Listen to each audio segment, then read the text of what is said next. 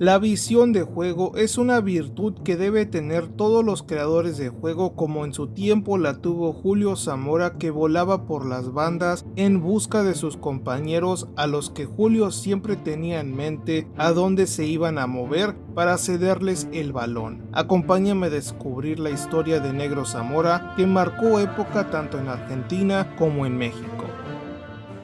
Julio Alberto Zamora Ureña nació en Rosario, Argentina, un 11 de marzo de 1966. Los primeros meses de vida de Julio le tocó dormir en una caja de manzanas, que desde el primer día tendría al lado un balón de fútbol, algo que cambió, pues Julio tomaría el balón para jugar con él, pues esa pelotita sería el escape de una niñez muy complicada al no llegar ni a contar con lo necesario, motivo por el cual el pequeño empezó a chambear desde los 6 años a vender flores y verduras en las calles de Rosario, donde solía vender por las mañanas, y en las tardes solía jugar fútbol con los otros niños hasta altas horas de la noche. Julio era feliz pese a su complicada vida, que cada noche veía las estrellas, ya que su casa tenía muchos agujeros de donde Julio veía todas las estrellas, soñando con ser un futbolista profesional en algún futuro. Durante los próximos años, Julio se uniría al club del barrio llamado El Torito, donde en una ocasión se enfrentaría a las inferiores del Newell's en un partido que Julio destacó al marcar 3 goles en un momento que el pequeño jamás olvidaría. Posteriormente, la adolescencia de Julio tendría que tomar un empleo como albañil, donde entraba a las 3 de la mañana para salir a las 3 de la tarde. Pese al horario que trabajaba Julio, este no sería impedimento para seguir entrenando con el Torito, donde Julio permaneció hasta sus 15 años debido a que se incorporó a las inferiores de Newell's. Julio en las inferiores del rojinegro disputaría muchos torneos entre clubes que en Argentina lo hacen para preparar a sus canteranos. Es así que Zamora elevaría su nivel al competir con más chavos de gran nivel. Julio lograría ser uno de los más destacados de la cantera. Esto lo llevó a recibir el llamado del director técnico del primer equipo, Jorge Solari, que lo debutó un 13 de abril de 1986 en la jornada 37 del campeonato 85-86 ante Vélez Sarsfield. Su primer gol con el conjunto de Newell's llegaría el 14 de septiembre de 1986 en la cancha del Temperley. Durante los próximos 2 torneos, Zamora disputaría 48 partidos, dejando una cifra de 14 goles, algo que llamó la atención del Atlético Madrid, que lo incorporó a sus filas a petición de César Luis Menotti, que lo pidió exclusivamente como un refuerzo para el conjunto de la capital española. Con el Atlético Madrid solamente logró disputar un par de partidos, ya que lo terminaron por ceder al Sabadell, un conjunto de la misma división española, con el que logró disputar 16 partidos, dejando un saldo de 2 goles. Esto significó que el Atlético Madrid no quiso reincorporarlo a su plantel, así que decidió venderlo a River Plate, que contaba con figuras como Ángel David Comiso, Diego Coca, Gabriel Batistuta, entre muchos más. Este River sería dirigido por César Luis Menotti, quien fue el que pidió exclusivamente que incorporaran al Negro Zamora, que haría su debut en la 88-89 entrando de cambio en el encuentro ante Instituto de Córdoba, el cual recibió el último gol de 6 cortesía de Zamora, que se ganó su lugar en el 11 titular durante 9 fechas, hasta que tuvo que compartir en la delantera con Abel y Jorge da Silva. Con tantas opciones en el ataque, River Plate logró competir por la parte alta de la tabla, pero no por el título como se esperaba, en una campaña que Julio marcó 4 goles. Esta campaña tendría una última decepción, y es que Menotti se bajó del barco tras no lograr el título de liga, algo que ocasionó la llegada de Reinaldo Merlo, quien mostró fe en Julio, quien marcó 3 goles en los primeros 5 partidos del arranque de la Liga Argentina. Pero pese al buen momento de Julio Zamora, el director técnico optó por sacarlo durante casi medio torneo, hasta que regresó al once titular, donde en su retorno a la titularidad le otorgó los 3 puntos ante Deportivo Español. El darle esta victoria fue lo que devolvió la fe del entrenador en julio, quien fue titular constante hasta que Merlo renunció debido a que el club eligió a un nuevo presidente, quien contrató a Daniel Passarella. Este mantuvo la base titular de Merlo hasta que durante las últimas 13 fechas Daniel sentó en la banca a Julio, que solo marcó un gol desde la llegada de Daniel al Team Hotel de River Plate, que hizo campeón a los Millonarios en el que sería el último torneo largo del fútbol argentino, donde se coronó River Plate, un campeonato que marcó el final de Zamora con los Millonarios. El próximo destino sería el retorno a casa con Newell's, que era dirigido por Marcelo Bielsa, quien dirigió a Newell's al superliderato de la Apertura 1990 con un gran torneo que se ganó por 2 puntos al ex equipo de Zamora. Este logro le daba el medio boleto para disputar el título ante el líder del clausura, que sería Boca Juniors, que era el amplio favorito de campeonar debido a que cerraban en la Bombonera, donde Newell's le sacó el título de liga a Boca en la tanda de penales. El título del 90 sería el primero de Bielsa, que en la edición 1992 de la Libertadores, Newell's lograría llegar hasta la gran final, donde el Sao Paulo le negó la copa a un conjunto en su época dorada que continuó en el campeonato argentino, donde en el clausura 1992 Newell's se proclamaba campeón gracias a Zamora, que hizo lucir a Cristian Domizzi y Alfredo Mendoza. Este último logro de Newell's provocó el fin del ciclo de Bielsa, quien hizo historia que inspiró a muchos aficionados argentinos, como a un tal Martín Anselmi, que se enamoró del estilo de dirigir de Loco, que tras marcharse Julio no quiso permanecer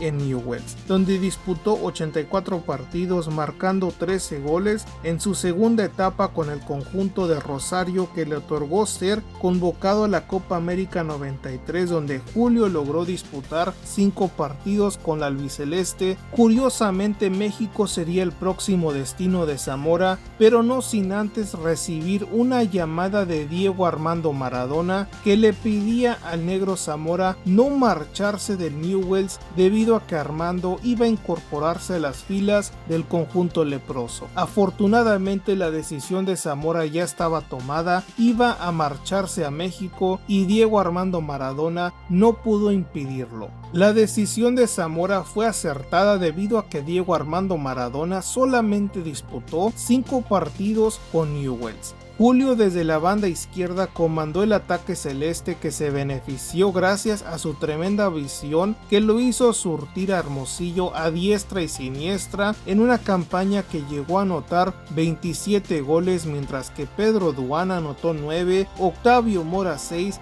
y Julio se despachaba con 8 tantos y muchas asistencias que llevaron a la máquina ser segundo de la tabla general, que los destinó a enfrentarse al América en cuartos, donde las Águilas eliminaron a Cruz Azul, que la siguiente temporada fichó a Marcelo Delgado, a Juan Reynoso y a Jorge Goncalves. Con estos refuerzos, los dirigidos por Manuel Lapuente serían la mejor ofensiva de la fase regular al anotar 91 goles, 35 de Carlos Hermosillo, 17 de Julio Zamora, 14 de Octavio, 7 de Pedro Duana y 6 de Marcelo Delgado. Estos fueron los más goleadores de la máquina, que en cuartos de final se enfrentó a Pumas, el cual empató con Cruz Azul, que por la tabla accedió a semifinales, donde las Águilas con mucha anticipación esperaban eliminar a un Cruz Azul para disputar la final ante su hermanito menor, que sería el rival de Cruz Azul en la gran final, donde la máquina no pudo ante unos Rayos del Necaxa que no vieron la mejor versión de una delantera histórica de la máquina. El siguiente torneo Cruz Azul no tendría tanto gol como previamente, pero aún así anotó 61 goles a favor, con 26 de Hermosillo, 8 de Zamora,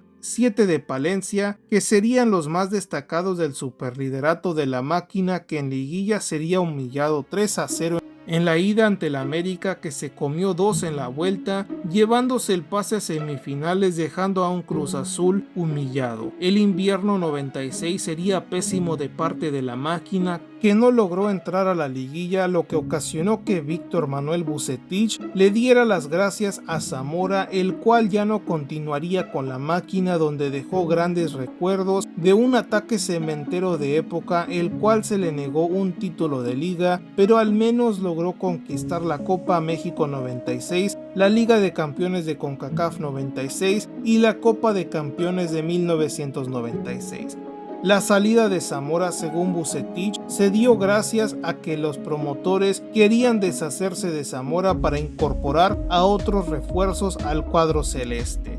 Tras salir de Cruz Azul, Julio tendría ofertas del América, de Tigres e incluso de un equipo europeo llamado el Benfica, los cuales Julio rechazó para retornar con Newell's, que lo contactó pidiéndolo retornar, pues estaban muy cerca de descender. En su tercera etapa en Newell's logró salvarlos del descenso y en su segunda temporada casi se llevaba el título de la Liga Argentina, pero desafortunadamente no se terminó por dar. En su tercera etapa disputó 48 partidos, anotando 9 goles con el conjunto de sus amores. Sus grandes actuaciones con el Newell's llamaron la atención del Oso Ferrero, que lo mandó Ojitos Meza a convencer a Negro Zamora a incorporarse a las filas del Toluca. Tristemente, por lealtad a la máquina, Zamora no fichó con el Diablo, que vivía su época dorada con Cardoso, que imaginen cuántos goles más hubiera anotado con Zamora.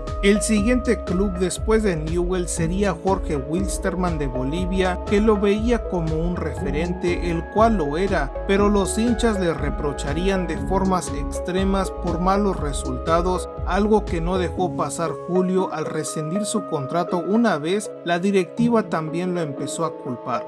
Es así que Julio llegó a Platense, donde los hinchas serían peor al entrar al vestuario amenazando a Julio a punto de pistola y cuchillo, diciéndole si no salvaba al Platense del descenso era hombre muerto junto a toda su familia. Esto llevó a Julio a retirarse sin pensarlo más, colgó los botines.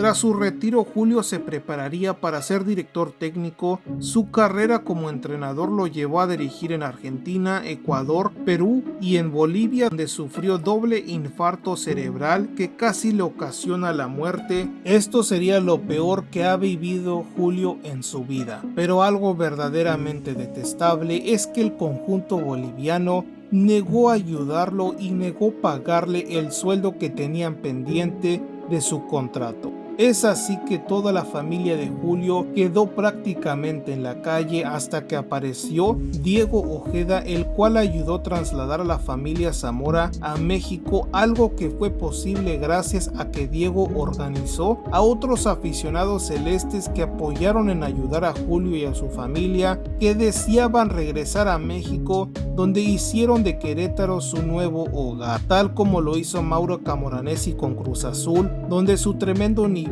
lo llevó a Europa, que para conocer toda la historia de Mauro tendrás que dar clic a este video.